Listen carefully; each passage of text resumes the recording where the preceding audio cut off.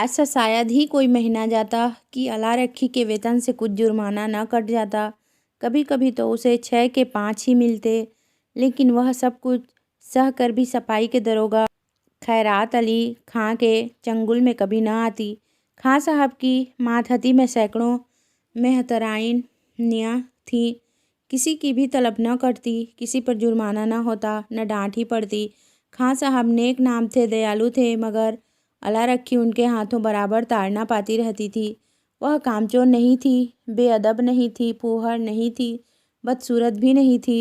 पहर रात को इस ठंड के दिनों में वह झाड़ू लेकर निकल जाती और 9 बजे तक एक चित्त होकर सड़क पर झाड़ू लगाती रहती। फिर भी उस पर जुर्माना हो जाता। उसका पति हुसैनी भी अवसर पाकर उसका काम कर देता, लेकिन अला रखी की किस्मत में जुर्माना देना था। तलब का दिन औरों के लिए हंसने का दिन था, अला रखी के लिए रोने का। उस दिन उसका मन जैसे सूली पर टंगा रहता। न जाने कितने पैसे कट जाएंगे। वह परीक्षा वाले छात्रों की तरह बार बार जुर्माना की रकम का तखमीना करती। उस दिन वह थक कर जरा दम लेने के लिए बैठ गई थी। उसी वक्त दरोगा जी अपने इक्के पर आ रहे थे। वह कितना कहती रही, हजूर अली, मैं फिर काम करूंगी, लेकिन उन्होंने एक न सुनी थी। अपनी किताब में उसका नाम नोट कर लिया था। उसके कई दिन बाद फिर ऐसा ही हुआ। वह हलवाई से 1 पैसे के सेवड़े लेकर खा रही थी। उसी वक्त दरोगा न जाने किधर से निकल पड़ा था और फिर उसका नाम लिख लिया गया था। न जाने कहाँ छिपा रहता है। जरा भी सुस्ताने लगे कि भूत की तरह आकर खड़ा हो जाता है। नाम तो उसने 2 ही दिन लिखा था, पर जुर्माना कितना करता है अल्लाह जाने। 8 आने से बढ़कर 1 रुपया न हो जाए। वह सिर झुकाए वेतन लेने जाती और तखमीने से कुछ ज़्यादा ही कटा हुआ पाती। कांपते हुए हाथों से रुपये लेकर आंखों में आंसू भरे लौट आती। किससे फरियाद करे? दरोगा के सामने उसकी सुनेगा कौन? आज फिर वही तलब का दिन था। इस महीने में उसकी दूध पीती बच्ची को खांसी और ज्वर आने लगा था। ठंड भी खूब पड़ी थी। कुछ तो ठंड के मारे और कुछ लड़की के रोने चिल्लाने के कारण उसे रात रात भर जागना पड़ता था। कई दिन काम पर जाने में देर हो गई। दरोगा ने उसका नाम लिख लिया था। अब कि आधे रुपये कट जाएंगे, आधे भी मिल जाएं तो गनीमत है। कौन जाने कितना कटा है। उसके तड़के बच्ची को गोद में उठाया और झाड़ू लेकर सड़क पर जा पहुंची, मगर वह दुष्ट गोद से उतरती ही न थी। उसने बार बार दरोगा के आने की धमकी दी। अभी आता होगा, मुझे भी मारेगा, तेरे भी नाक कान काट लेगा।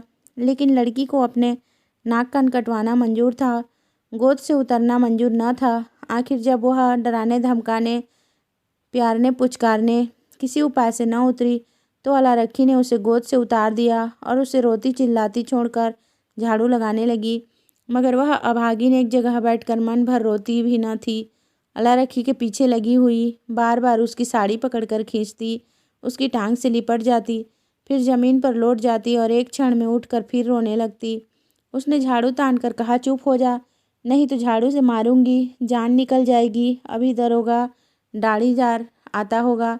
पूरी धमकी मुंह से निकल भी ना पाई थी कि दरोगा खैरात अली खां सामने आकर साइकिल से उतर पड़ा। अला रखी का रंग उड़ गया, कलेजा धक धक करने लगा। या मेरे अल्लाह, कहीं इसने सुन ना लिया हो, मेरी आंखें फूट जाएं। सामने से आया और मैंने देखा नहीं।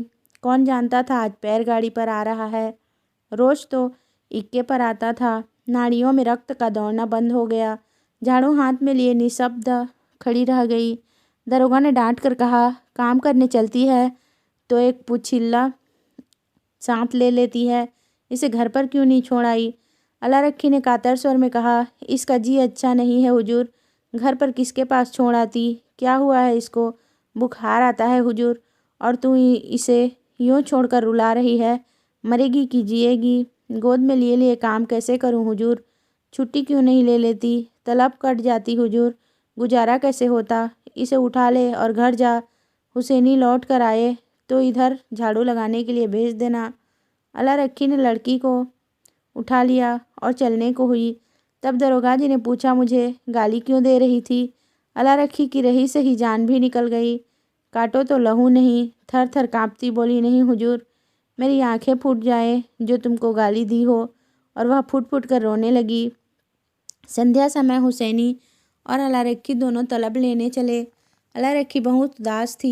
हुसैनी ने सांत्वना दी, तू इतनी उदास क्यों है? तलब ही न कटेगी, काटने दे। अब किसे तेरी जान की कसम खाता हूँ, एक घूंट दारू या ताड़ी नहीं पीऊँगा। मैं डरती हूँ बर्खास्त न कर दे, मेरी जीभ जल जाए। कहाँ से कहाँ बर्खास्त कर देगा कर दे, उसका अल्लाह भला करे। कहाँ तक रोएं? तुम मुझे नाहक लिए चलते हो, सब की सब हंसेंगी। बर्खास्त करेगा तो पूछूंगा नहीं, किस इल्ज़ाम पर बर्खास्त करते हो? गाली देते किसने सुना? कोई अंधेर है जिसे चाहे बर्खास्त कर दे, और कहीं सुनवाई न हुई तो पंचों से फरियाद करूंगा, चौधरी के दरवाजे पर सर पटक दूंगा। ऐसी ही एकता होती तो दरोगा इतना जुर्माना करने पाता। जितना बड़ा रोग होता है उतनी दवा होती है पगली। फिर भी अलारखी का मन शांत न हुआ, मुख पर विषाद का धुआं से छाया हुआ था। दरोगा क्यों गाली सुनकर भी बिगड़ेगा नहीं? उसी वक्त उसे क्यों नहीं बर्खास्त कर दिया, यह उसकी समझ में न आता था। वह कुछ दयालु भी मालूम होता था। उसका रहस्य वह न समझ पाती थी, और जो चीज़ हमारी समझ में नहीं आती उसी से हम डरते हैं। केवल जुर्माना करना होता तो उसने किताब पर उसका नाम लिखा होता। उसको निकाल बाहर करने का निश्चय कर चुका है, तभी दयालु हो गया था। उसने सुना था कि जिन्हें फांसी दी जाती है उन्हें अंत समय खूब पूरी मिठाई खिलाई जाती है। जिससे मिलना चाहे उससे मिलने दिया जाता है। निश्चय बर्खास्त करेगा। म्यूनसिपैलिटी का दफ्तर आ गया। हजारों मेहतरनियाँ जमा थीं। रंग बिरंग के कपड़े पहने, बनाव श्रृंगार किए पान सिगरेट वाले भी आ गए थे। खोचे वाले भी। पठानों का एक दल भी अपने आसामियों से रुपये वसूली करने आ पहुंचा था। वह दोनों भी जाकर खड़े हो गए। वेतन बंटने लगा। पहले मेहतरानियों का नंबर था। जिसका नाम पुकारा जाता वह लपक कर जाती और अपने रुपये लेकर दरोगा जी को मुफ्त की दुआएं देती हुई चली जाती। चंपा के बाद अलारखी का नाम बराबर पुकारा जाता था। आज अलारखी का नाम उड़ गया था। चंपा के बाद जहूरन का नाम पुकारा गया, जो अलारखी के नीचे था। अलारखी ने हताश आंखों से हुसैनी को देखा। मेहतरानियाँ उसे देख देख कर कानाफूसी करने लगी। उसके जी में आया घर चली जाए। यह उपहास नहीं सहा जाता। जमीन फट जाती थी कि उसमें समा जाती। एक के बाद दूसरा नाम आता गया, और अलारखी सामने के वृक्षों की ओर देखती रही। उसे अब इसकी परवाह न थी कि किसका नाम आता है, कौन जाता है, कौन उसकी ओर ताकता है, कौन उस पर हंसता है। सहसा अपना नाम सुनकर वह चौंक पड़ी। धीरे से उठी और नवेली बहू की भांति पग उठाती हुई चली। खजांची ने पूरे 6 उसके हाथ पर रख दिए। उसे आश्चर्य हुआ, खजांची ने भूल तो नहीं की। इन 3 वर्षों में पूरा वेतन तो कभी मिला नहीं, और अब की तो आधा भी मिले तो बहुत है। वह 1 सेकंड वहाँ खड़ी रही कि शायद खजांची उससे रुपया वापस मांगे। जब खजांची ने पूछा, आप क्यों खड़ी है, जाती क्यों नहीं, तब वह धीरे से बोली, यह तो पूरे रुपये हैं। खजांची ने चकित होकर उसकी ओर देखा, तो और क्या चाहती है, कम मिले? कुछ जुर्माना नहीं है? नहीं, अब की कुछ जुर्माना नहीं है। अलारखी चली, पर उसका मन प्रसन्न न था। वह पछता रही थी, दरोगा जी को गाली क्यों दी।